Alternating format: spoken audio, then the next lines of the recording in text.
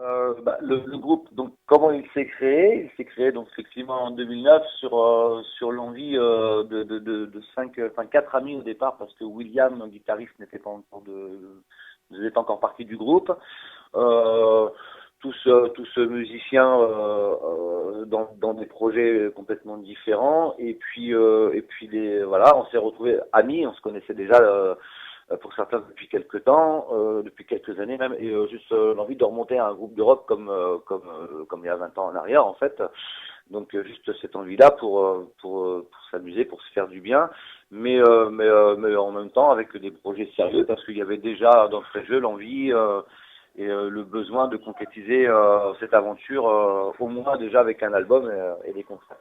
Donc on a pris les choses par les bouts et on a commencé en fait avec un cover de Social Distortion, ce qui nous a permis en fait de pouvoir attaquer assez rapidement des concerts, des petits lives dans des petits clubs, beaucoup de bars, beaucoup de petits endroits comme ça.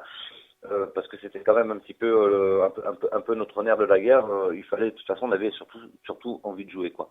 Donc on a attaqué de cette façon, tout en commençant à écrire des compos, euh, ce qui s'est fait assez rapidement.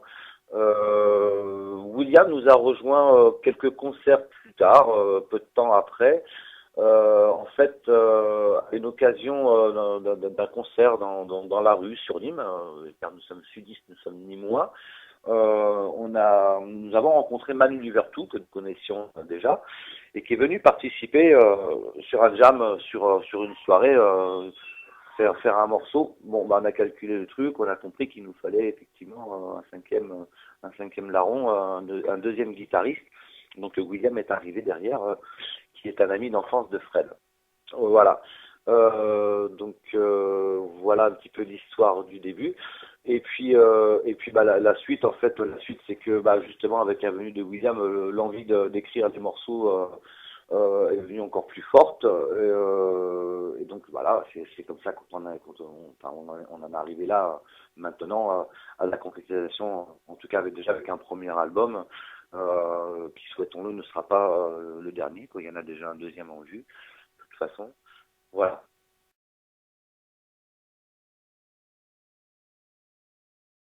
Alors, Gut Scrapers, ce qui veut dire joueur de crin-crin, gratteur de boyaux. Alors, pourquoi?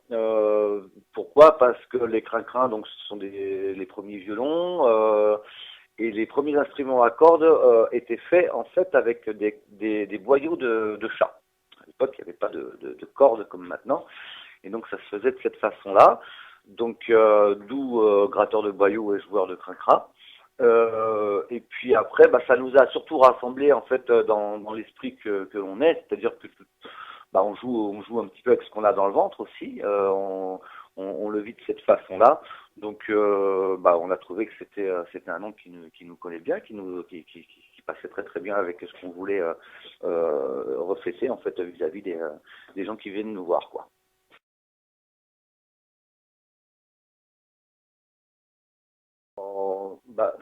Bah, tout simplement que l'album a été totalement autoproduit en fait donc voilà, c'est nous qui avons tout fait.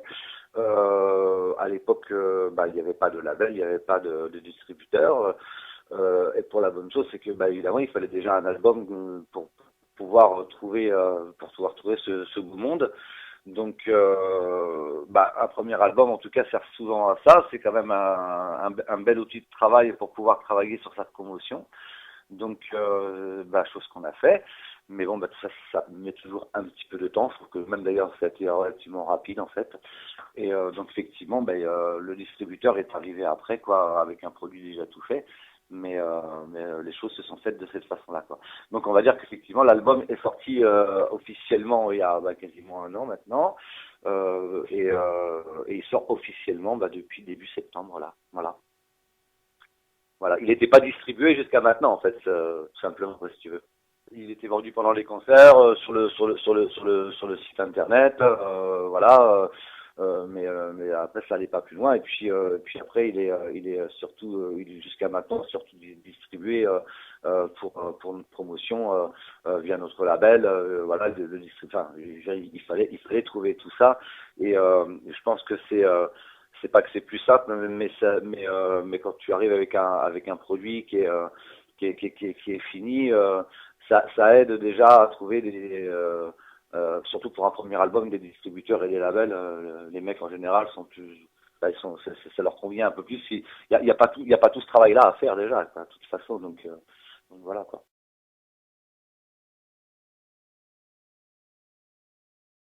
Oui, dans l'idée, oui, on compte se servir de ce personnage pour notre image et pour les albums à venir en fait.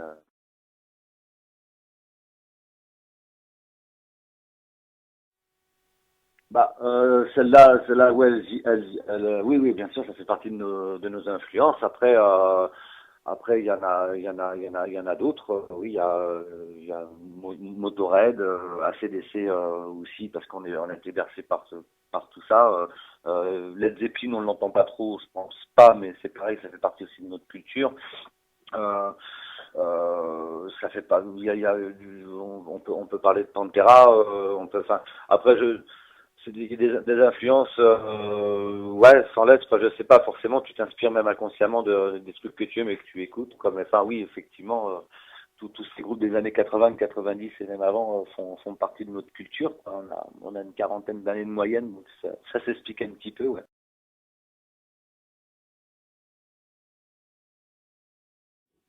Même trois guitaristes en fait.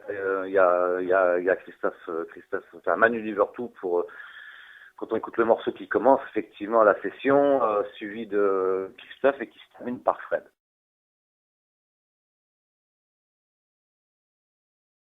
Non, ça s'est fait séparément en fait. Nous on a fait tout ce qui est Guts en fait, Guts Rapper s'est fait en studio. La partie de Christophe et de Manu, on leur a envoyé des plages et puis ils ont travaillé ça chez eux et ils nous ont envoyé ça et après ça a été juste mixé en fait. Ça s'est fait, ils ont fait ça de leur petite maison, chacun de leur côté quoi. Voilà. Euh, ouais, bah ouais, bah, carrément, ouais. Enfin, je veux dire, c'est un honneur déjà de les avoir, déjà de les connaître, de les avoir rencontrés, d'avoir joué avec eux, et puis alors de les avoir sur l'album, ouais, oui, c'est juste un grand merci qu'on leur fait tous les jours, quoi.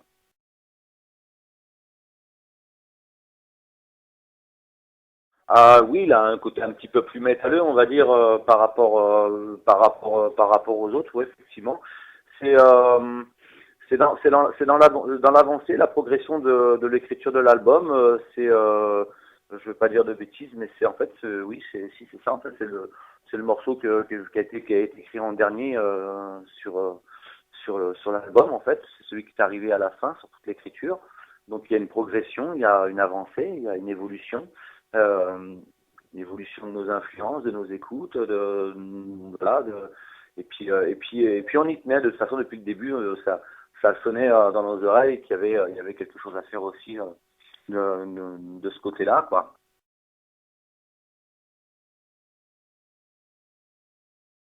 On va être dans cette lignée-là pas nécessairement. Il est dans cette lignée-là sur la construction de l'album Give Me Your Soul.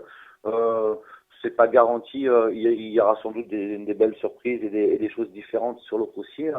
C'est même certain.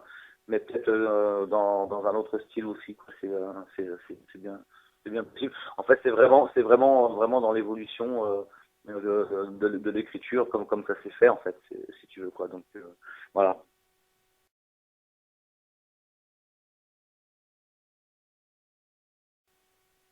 Pas facile pour moi personnellement, mais je suis pas tout seul parce que je le parle très très très mal, donc du coup un peu perdu pardon, et perturbé au départ et puis aussi en fait de toute façon c'est très difficile d'écrire en français, enfin faut faire sonner, il n'y a pas beaucoup de groupes en fait, il y en a pas tant que ça qui arrivent vraiment à faire sonner ce genre de musique avec des paroles en français.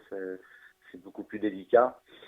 Euh, de toute façon, voilà. Et puis voilà, il y a des Anglais français dans le groupe qui le parlent très bien et qui savent très très bien l'écrire et qui le maîtrisent parfaitement bien. Voilà.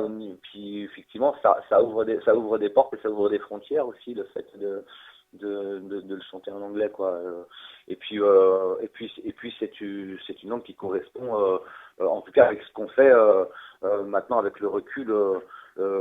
Personnellement, j'avais un peu des doutes au départ, j'en ai plus maintenant, quoi, sans regret, quoi. Enfin, j'imagine plus maintenant, là maintenant avec l'album, un texte en français au milieu de ce qu'on fait. Enfin, je vois pas ce que j'aimerais faire là. En fait, c'est, euh, c'est une autre musique, quoi.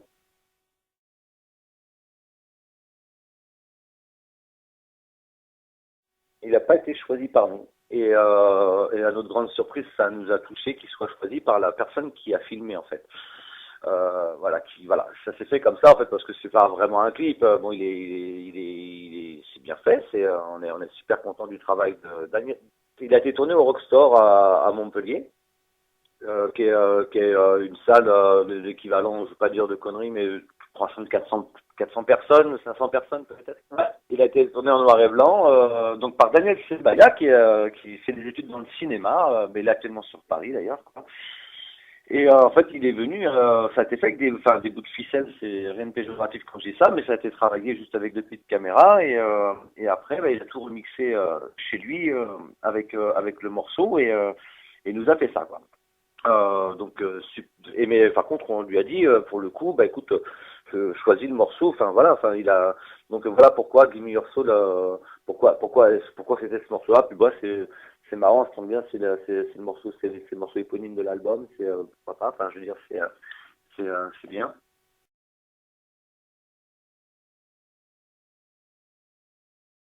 Voilà, bah, toujours avec lui, donc du coup les choses évoluent et là il y a maintenant, parce que lui aussi bah, il évolue de son côté, il y a toute une équipe de tournage qui est avec lui, il travaille, donc bah, dimanche là on y est pour la deuxième journée de tournage, on a déjà eu il y a 2-3 jours de tournage encore derrière, et effectivement là par contre on travaille un vrai clip avec de la figuration, il y a un scénario et quelque chose, donc on va vous faire un truc bien quoi, vraiment je pense. Voilà, ouais.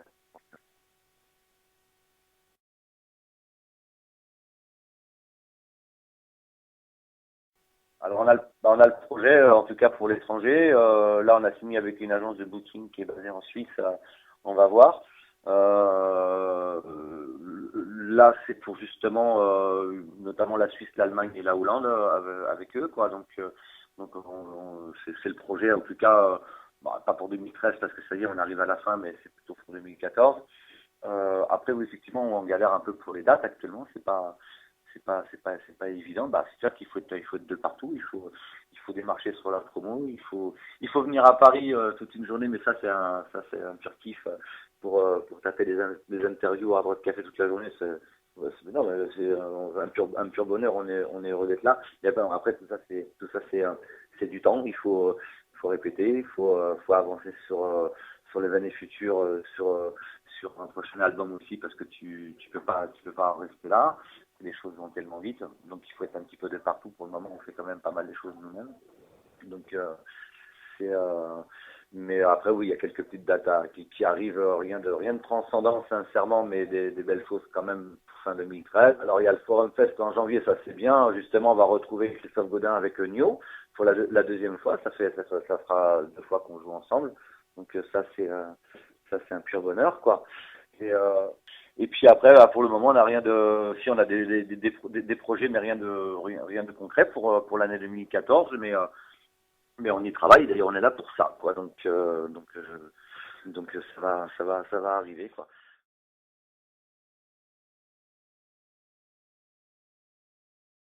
Alors, en fait, ça dépend là de la demande. Bon, de moins en moins, on essaye. Enfin, ça nous arrive encore, bien sûr, de jouer dans les bars et choses comme ça. Si on nous demande de jouer 2 heures et demie, on est capable de le faire. Notre set de compos, bah on tient, on fait quoi, 1 heure et demie. On a quelques compos en plus qui sont pas sur l'album.